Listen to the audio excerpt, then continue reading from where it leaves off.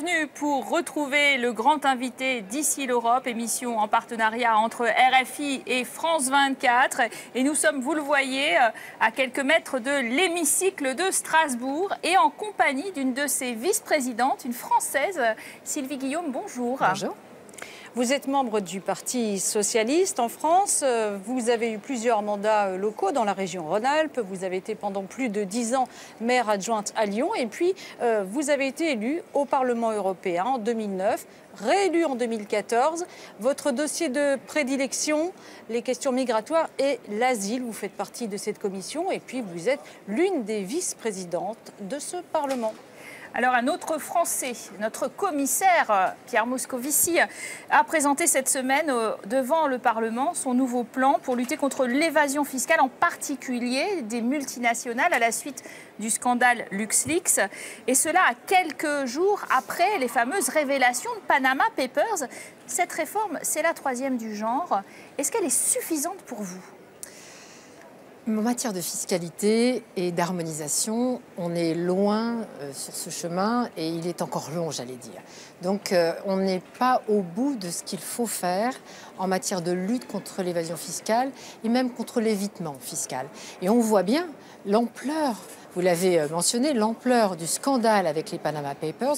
On voit bien, alors là c'est en dimension internationale, qu'il y a encore beaucoup à faire. Mais ces avancées, et je crois la détermination du commissaire Moscovici sur ce domaine n'est pas prise en défaut. Je crois qu'il fera considérablement avancer les choses grâce à ce texte. Alors, cette réforme concerne les multinationales. Les Panama Papers ont révélé que pas mal de personnalités de premier plan, des personnalités politiques, peuvent aussi être des fraudeurs, des resquilleurs. David Cameron, le Premier ministre islandais, a été concerné. Est-ce que l'Europe, elle, a un dispositif pour traquer la fraude des personnes et non pas des sociétés? Non.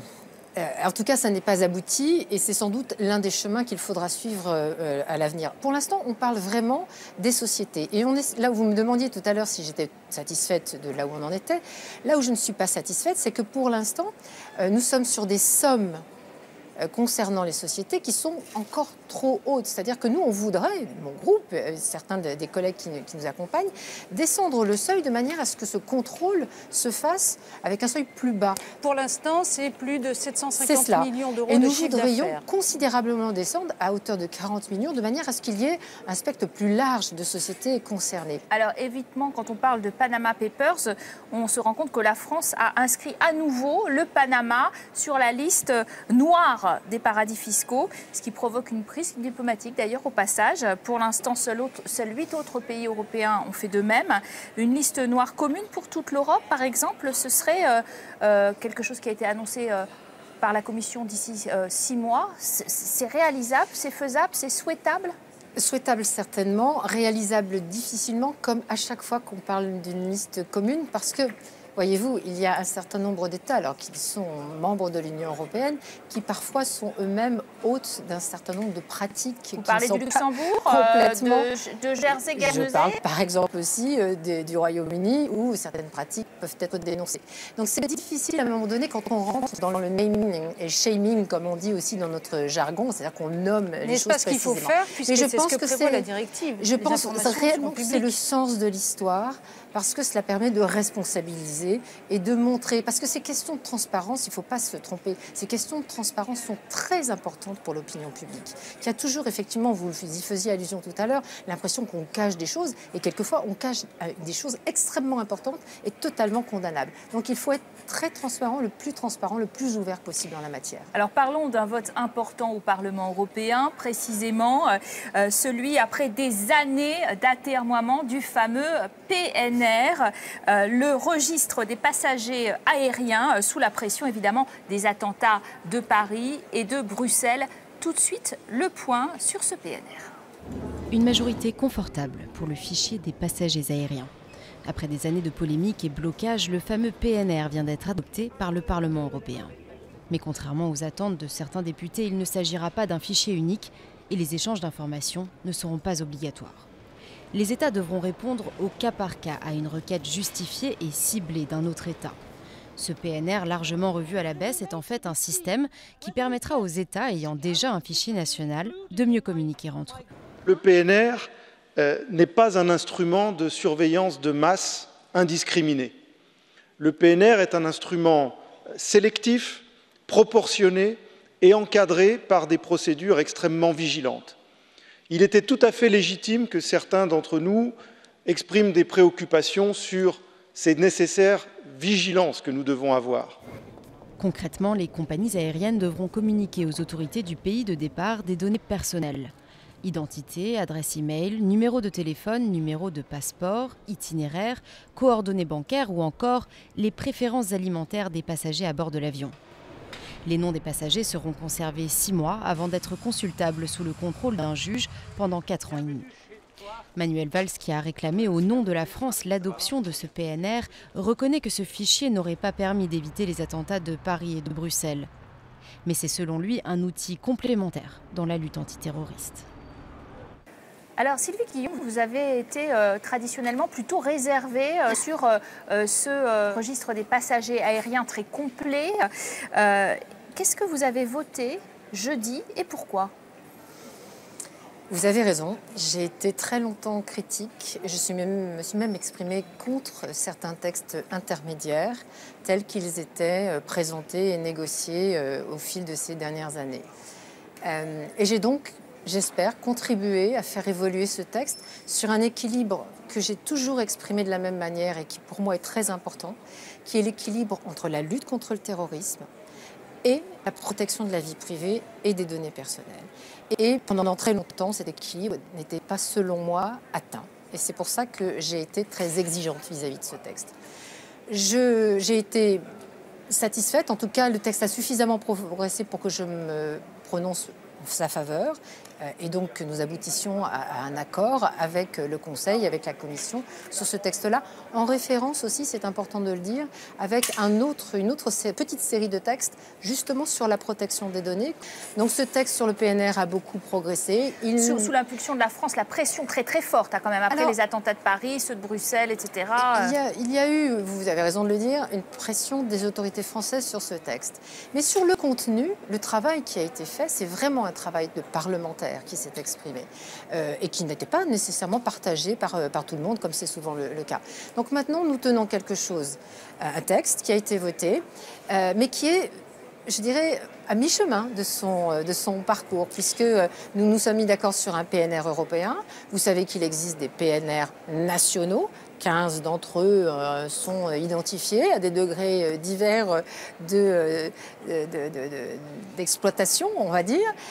Donc il va falloir maintenant, dans les 2 ans de transposition qui sont devant nous, avoir réellement les idées claires sur à quoi va servir réellement ce PNR. Vous avez vécu de près les derniers attentats de Bruxelles, puisque vous étiez à bord d'un avion qui devait atterrir à Zaventem et qui a été dérouté. Est-ce que vous comprenez, à travers ce que vous avez vécu, mais aussi bien sûr en tant qu'élu, la nécessité de vivre aujourd'hui avec un degré toujours plus haut de sécurité en Europe, à travers toute l'Europe ? Le besoin de sécurité, et les récents événements nous le montrent, il est existant. Il faut y répondre, nos opinions publiques le demandent et c'est normal, ce besoin de protection existe. Ce que nous avons toujours voulu dire, et moi je me suis beaucoup attachée à l'expliquer, essayer de faire un peu de pédagogie sur le sujet, c'est que ce PNR qui est une collection de 19 données que vous indiquez quand vous prenez un billet d'avion, pour un avion de ligne, depuis vos préférences alimentaires jusqu'à la carte, le numéro de carte que vous utilisez, si vous avez des bagages, s'ils sont lourds ou pas lourds, 19 données comme ça qui sont collectées sur des centaines de millions de trajets qui sont effectués en dehors de l'Union ou vers l'Union. Mais le PNR, ça ne concerne pas des suspects existants. Le PNR, par analogie, je dirais que c'est chercher une aiguille dans une meule de foin. C'est chercher de nouveaux suspects, des gens qui n'ont pas été repérés et qui, par leur pratique de voyageurs, peuvent soulever une forme de suspicion. Les gens qui ont commis les attentats en France, en Belgique et probablement d'ailleurs ailleurs, sont des gens qui, malheureusement, étaient déjà repérés. Donc c'est une distinction importante parce que du coup, c'est une surveillance de masse qui se met en place. Donc il faut que ce soit encadré et sérieusement. Alors passons à un autre chapitre, chapitre privilégié pour vous d'ailleurs, les migrations, le droit d'asile. Alors coïncidence ou pas, depuis l'accord passé avec la Turquie et les 28, les arrivées de migrants en Allemagne ont chuté de 60%, nous annonce-t-on. Est-ce que cela démontre que c'est un bon accord ? Non, je ne pense pas que ce soit la démonstration que cet accord est bon, parce que cet accord entre l'Union européenne et la Turquie, forgé dans un bureau par le Premier ministre turc, Mme Merkel et la présidence néerlandaise, donc sans le recours au contrôle du Parlement européen, et d'ailleurs sans le recours à l'opinion de plusieurs des États membres, il présente des gros facteurs de défaillance, je crois, de légalité d'abord. Il s'appuie sur un certain nombre de principes qui ne sont pas respectés, notamment vis-à-vis de la Convention de Genève. À un moment donné, on a un risque très fort que l'examen de la situation des personnes ne soit pas mené correctement, et surtout qu'il y ait un recours ultérieur, et que cette question de la légalité et de l'efficacité ne soit pas tout à fait confirmée. Donc il y a beaucoup de critiques qui sont formulées, et surtout parce qu'il a pris la forme de quelque chose qui ressemble un peu à un troc, où finalement ces personnes syriennes qui partent de Syrie, qui risquent de se noyer en étant irrégulières, sont d'une certaine manière échangées avec des Syriens qui se sont fait enregistrer. Et cet aspect-là, s'agissant de personnes, est très très difficile à avaler, à comprendre. Alors, il y a aussi des choses qui sont assez choquantes qui se passent au sein de l'Union européenne. On a vu des images en provenance de Bulgarie où on voit des migrants ligotés par des milices autoproclamées, des milices qui ont le soutien des autorités. On a l'impression aussi qu'au sein de l'Europe, la chasse à l'homme est ouverte, qu'il y a une partie de l'Europe où on ne respecte plus les droits des migrants. Mais vous savez, quand d'une certaine manière les droits fondamentaux sont bafoués, c'est aussi en concordance avec cette absence de solidarité qui a été manifestée par les États membres. Donc la Commission a fait des propositions. Elle a proposé par exemple un système de relocalisation, en gros de répartition des personnes, de manière à ce que chacun des États membres prenne en compte une forme de solidarité à l'égard de gens qui fuient un conflit. Sauf que cette solidarité, elle ne s'est pas exprimée, et qu'à cette occasion-là, un certain nombre d'équipes des autorités nationales ont eu des mots extrêmement durs de rejet. Donc quand cette image est donnée, mais parlons de la France. Je n'ai pas aussi parlé des pays de l'Est en particulier. Vous avez raison de dire que c'était parti, mais je n'ai pas cité cela. Alors justement, parlons quand même de la France qui, elle, a dit haut et fort qu'elle voulait bien prendre les 30 000 dans le premier, en tout cas dans la première répartition. Mais on n'a quand même pas beaucoup de raisons de pavoiser non plus probablement dans l'hémicycle, avec ces images de la jungle de Calais qui ont marqué les esprits, à tel point que les migrants ne souhaitent pas vraiment venir en France quand on leur propose de faire leur demande de réfugiés et leur demande d'asile sur le territoire français. Bien, c'est bien difficile de les convaincre d'aller jusque-là. Alors, juste pour conclure sur le propos précédent, quand l'image donnée par un certain nombre d'États est une absence de solidarité et des phrases extrêmement rudes s'agissant des migrants, les considérant un peu comme des marchandises plus que comme des êtres humains, à un moment donné, je crois que ça chauffe beaucoup certaines opinions publiques. S'agissant de la France, alors d'abord sur les 30 000 de la répartition, c'est vrai qu'il y a eu une forme de réticence, mais désormais, sur un petit nombre de personnes relocalisées, la France accueille le plus grand nombre du petit nombre. Ça n'est pas idéal, mais je crois que la mécanique est lancée. S'agissant de Calais, moi je suis très critique sur ce qui s'est passé depuis de nombreuses années, qui est une situation totalement inacceptable et inhumaine.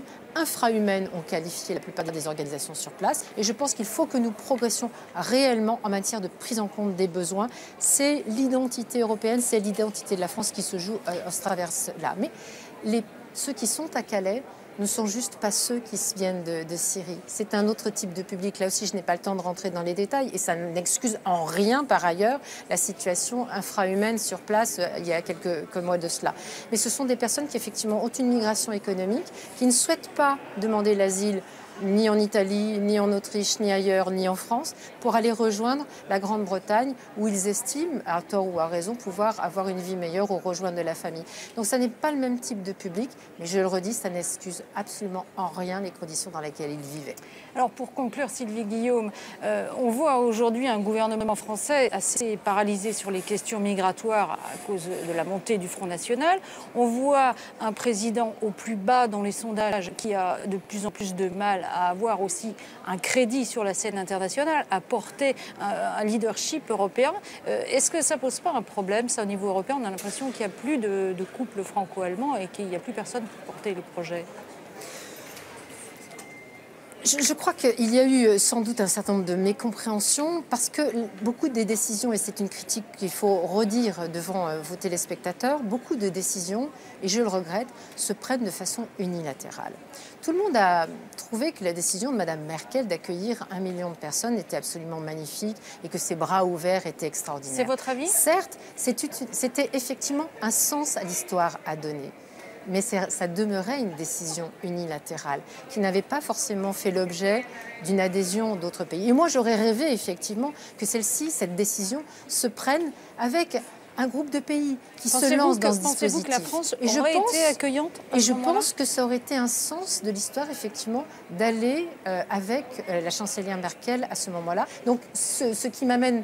Vous le comprenez, la possibilité de François Hollande de rebondir après justement son entretien auprès des médias français et avec effectivement une situation européenne très, très difficile. Il peut encore avoir une leadership sur ces dossiers. Oui, je le pense et oui, je le souhaite. Et surtout, ce que j'espère, c'est que tous ceux qui veulent effectivement faire preuve de cette solidarité, donner le sens de l'histoire européenne, relancer ce projet européen, arrivent à avoir le courage nécessaire collectif pour être ensemble, éviter les décisions unilatérales et vraiment prendre en compte l'intérêt commun.